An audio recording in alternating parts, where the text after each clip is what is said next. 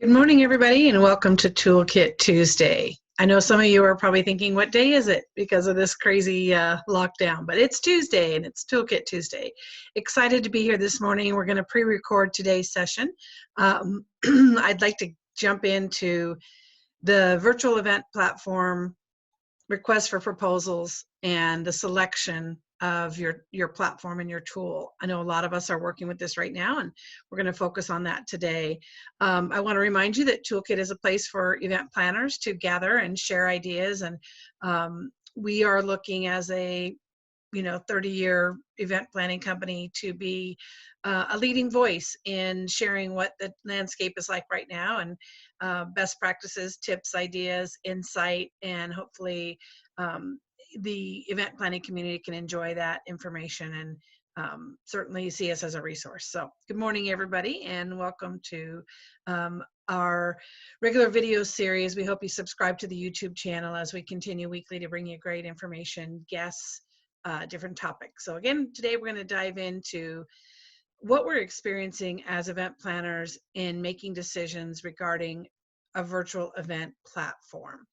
And I've spent some time in previous videos talking about the fact that the virtual event platform is very much like your new venue. When you would try to decide whether to go to the Hilton or the Marriott, you went through a process of deciding what your needs were, communicating that to the potential venues that could host you, and then asking them for proposals and summarizing those and making a recommendation for the best venue to meet your needs. Well, that is now translating over into which virtual event technology tools and solutions that you're using.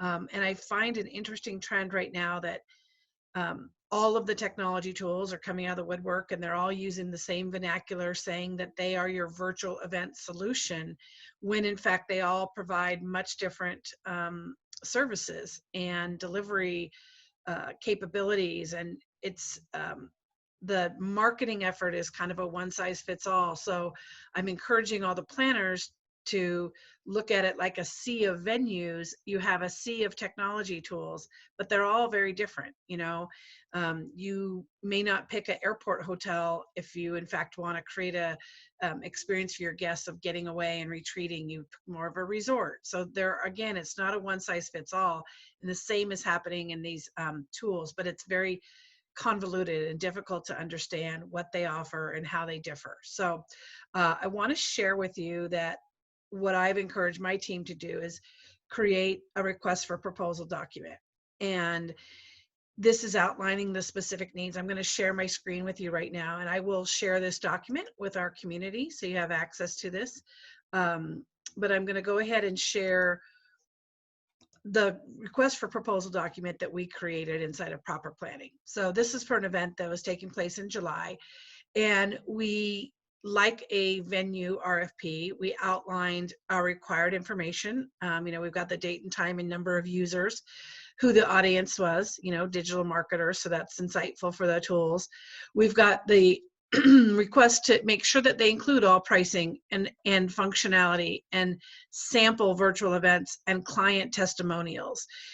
One of the things that I'm finding is some of these technology tools are very new to the marketplace, and in fact they don't have delivery of large-scale events under their belt.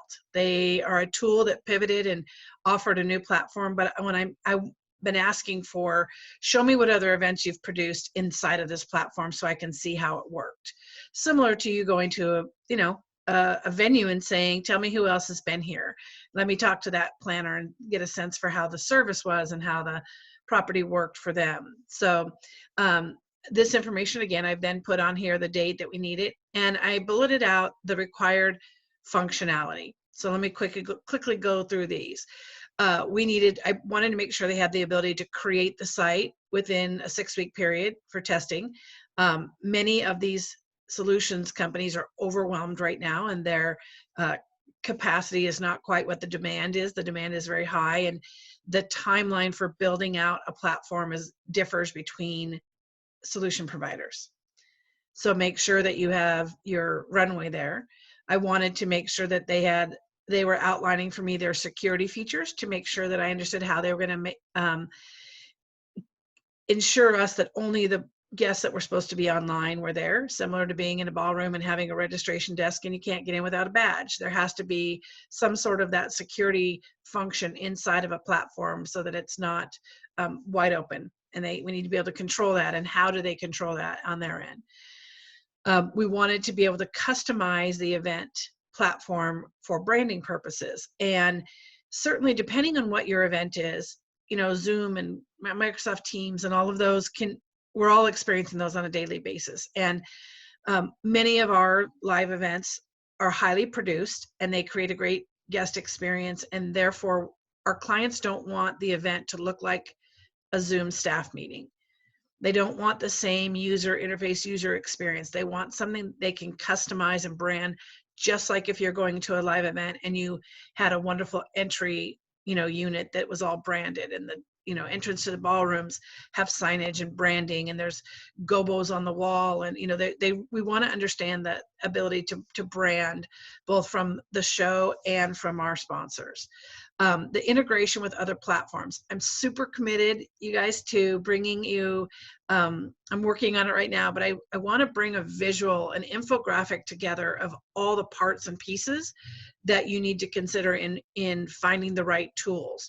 So like a live event, you couldn't just do an event with an AV company. You need food and you need meeting rooms. And so there's multiple vendors involved. I've yet to find like a really amazing one-stop shop with every tool under its belt. So you are going to have to potentially use multiple vendors and multiple tools to execute your virtual event. And while we're talking about virtual, I do want to say that there's been some discussion amongst our client base around the words virtual event, virtual, you know, virtual summit, digital event, or online event. And I just want to say that they're all basically the same thing, but you know, one client mentioned that virtual felt like it was not real, you know, that word of virtual, when in my mind, virtual means we can't be in their same room, so we're virtually attending. Online event implies obviously they're going to consume this from their desktop or their you know, laptop, something like that. So just, there's different vernacular out there. Just keep in mind that, you know, it's really up to you how you want to do that. So integration with other tools. For example, on this RFP, my client had already engaged in Bizzabo as a registration tool, and all of the data was already in there. So we had to have the ability for integration with our existing tools that we already are using. The social activities, I listed those. Our client wants to do gamification. They want to do a happy hour. How do they meet people? You know, lounge, networking, all of those pieces need to be outlined. Sponsor branding was a huge piece of this request, to be able to have a tool that allowed us to have some sponsor branding, including demo videos, as well as scheduling meeting. The ability to accommodate multiple breakouts, again, understanding you laying out in your request how many people in how many rooms at one time, and really kind of painting the picture of your agenda for these online tools to make sure you have the right capacity. We have chat and messaging features that allow guests to share information, ask content questions. You know, we wanted that interactivity from the tool.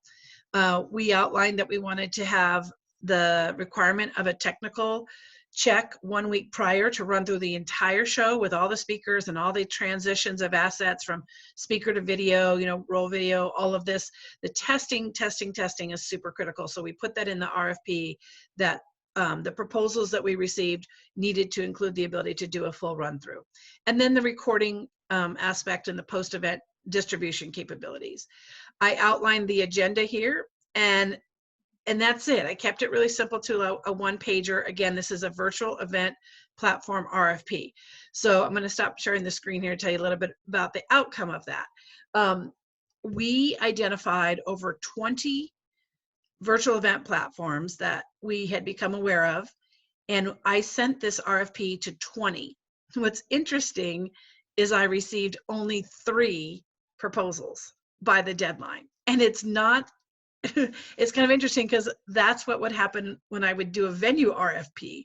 I would send it out, and you would think these hoteliers were clamoring for business, and you know, I was going to get all my proposals back on time, and I would have to, you know, hit hit them up again and remind them, hey, here's our deadline. Do you want to be considered to host this meeting at your hotel? And it was really like pulling teeth to get these the proposals back. And I found a similar experience with these virtual event companies. They're very overwhelmed with, again, the demand, and I'm just not sure the throughput is what it needs to be to accommodate, submitting a proposal to get our business. So then the other thing that was quite interesting is I laid out what I needed to be included in the proposal. And similar to the venues, oftentimes I would get kind of a generic proposal that was not customized to my needs at all. I would have a proposal that would spend the first full paragraph talking about their amazing pool, when I had asked for a proposal for an outdoor pool, for a proposal for December. And I would think to myself, they didn't really read what it is we need. And that's a little bit of a red flag for me of what it's going to be like to work with them, if they haven't read what it is that we submitted. So I only received 3. 2 of them were actually did not answer any of the questions that specifically talked about their ability to have certain functions. And it was just overwhelming as far as trying to make a decision with very little information and proposals. One person did not put the pricing in there, which is specifically driving some of our decisions. It was a little bit challenging for sure, but I just want to say that stick with it, create your needs, and then ask the tools to meet them, versus the tools selling you a bunch of things you don't need, or you having to kind of, it's a little cryptic and you're having to interpret what the tool provides. And again, what's interesting is a lot of the terminology is the same. They will say your virtual event platform solution in a real broad term, and then you get in and figure out they do one aspect of a virtual event delivery. So just that's my experience. I wanted to share the RFP with you. I also then wanted to share, I'm going to share my screen again, an excellent tool that I was made aware of. It's available to everybody. I'll put the link in our post video resources so people can get to it, but it basically is taking all the proposals that you get back and doing a summary of what tools meet your needs. So let me share this with, I had a call with the client to be able to explain what platforms were available to us and what functionalities, how did they stack up, basically, is what I'm trying to say. Let me share this with you here. Let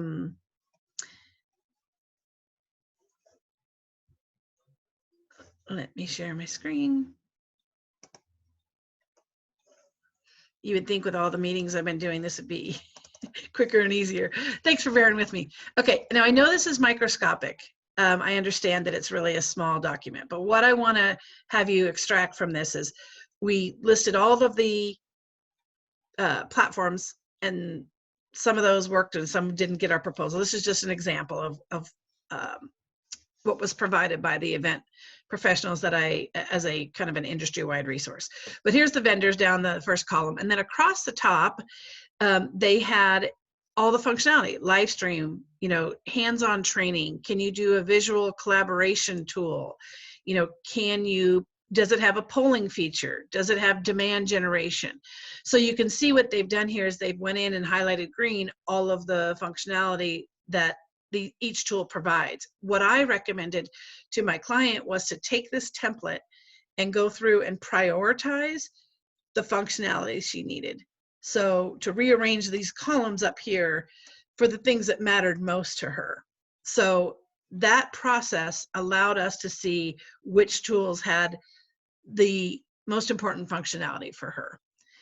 So again, I'll make this available to you. There are some, these are obviously actual platforms that you can be engaged with, but the concept here I'm trying to share with you is your functionality, your function needs across the top, and then this summary of all the options, and then kind of do this yes, no, who can provide this. Okay, So hopefully that's helpful for you as well. I also want to talk about the demo process. Similar to a site visit, each of these platforms that we did actually find several that were going to be viable options for us. We scheduled a demo with their team to get on a call and have them show and tell, show off, demonstrate to us your functionality. I want to see other groups and what their event looked like. And similar to going to a venue and saying, okay, show us your ballroom. We're now here. We want to see what it can look like. You know, how do you get to the ballroom? Where's parking? I'm trying to assess the real time experience for my guests. We were doing that with this demo. And one of the demos I had last week was a salesperson that really didn't understand the technical pieces of the tool.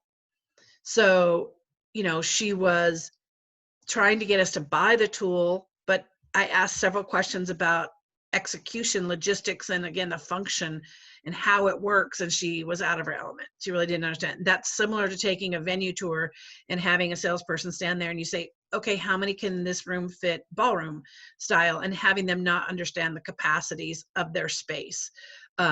Or can this room be divided into 5 rooms? You know, really, really knowing your product. I felt like she was trying to get us to, you know, sign the contract, but really didn't do a great job of explaining how it was going to work.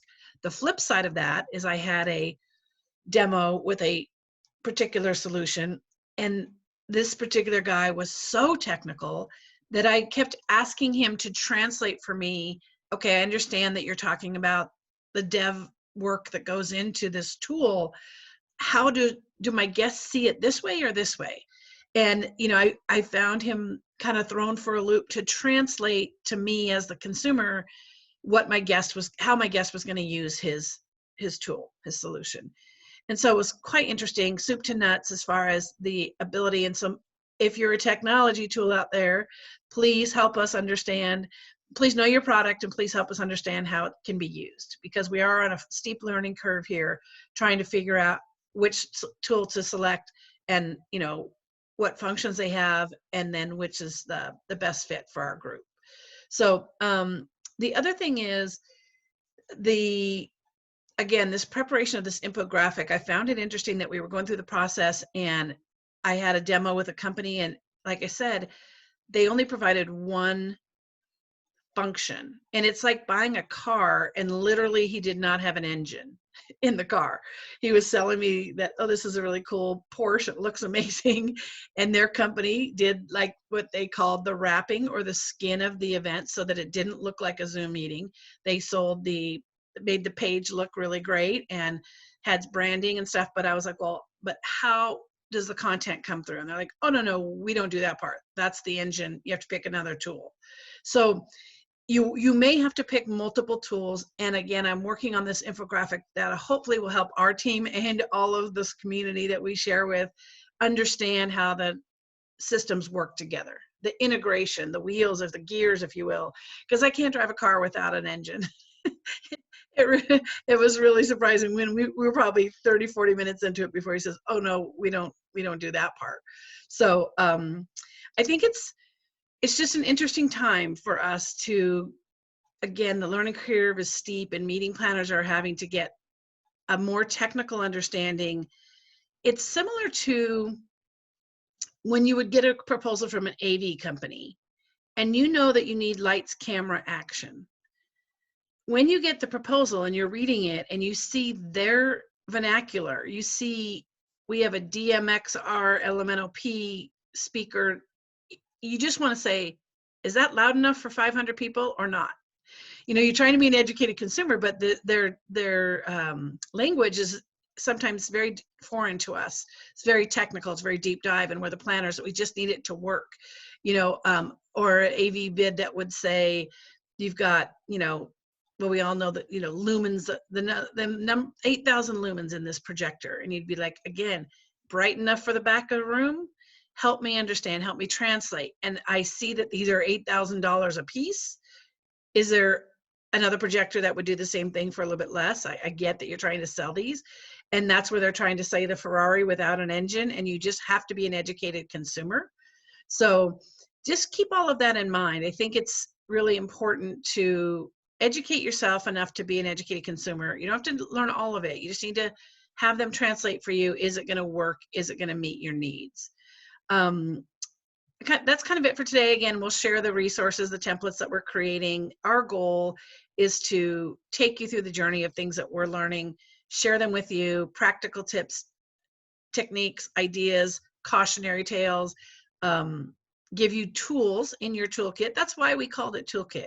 I really wanted this to be a practical place for planners to come and go, oh, great tip. If you take one piece of nugget from today's video, then it's, we're doing what we intended to do. I do want to share that we're super excited to announce that our next event, we conducted our first event in Seattle. We had over 150 event planners in one room and at a live event, and then all of this happened. So we've been bringing you the Toolkit Tuesday, but we're very excited to bring you our virtual summit. And the Toolkit Virtual Summit will be May 5th from 10 a.m. to 3 p.m. And we're going to have a lot of information, a lot more deep dive. We want to show you how you can make a virtual event very cool. We're super excited to be broadcasting the event virtually from the studios of Seamless Events in Portland, Oregon. Again, we're going to kind of show you the do's and don'ts of virtual events, the how-tos to make it interesting and fun. We're bringing this content to you for just $39. We want to make it available to everybody, but also, I'm finding that a lot of people are doing all these free content webinars, and ultimately at the end, they are kind of undermining the value of their intellectual property and their content. It's taken me 30 years to learn a lot of this content, and I'm still learning every day. So there is value to it. Again, happy to bring the weekly tips and the video series, but May 5th, we're going to dig in, and from 10 a.m. to 3 p.m., we're going to produce a virtual summit and show you how Toolkit can do it. And we're going to be very transparent. We're going to pull back the curtain and again show you the do's and don'ts so that you can learn from our community, and you can learn from our amazing experts that we've brought together. So we'd love for you to visit toolkitevent.com and register today. Again, it's virtual. All of the content will be on demand. If you register, you can't be there on May 5th from 10 to 3. If you still register, you'll get all of the content on demand through the recordings. So I hope you have a great day. Hang in there. I know it's challenging. I will end with a very up note because I'm a silver linings gal. We did secure 2 new pieces of business last week, large regional associations that are having their live events planned for next fall. In addition, they're going to be delivering a virtual event this fall. So we're encouraging them to use these tools that we've learned about, deliver some content to their membership this year in lieu of a live event. And then we've been engaged to produce their quite large events for next fall, 2021. So it's just very encouraging. New business is coming. Hang in there. We're all in this together, as you all know. But I'm here if you have any questions. You can also visit toolkitevent.com. My email's right there at the bottom of the page. And have a great week. Look forward to seeing you, hopefully May 5th virtually. Thank you.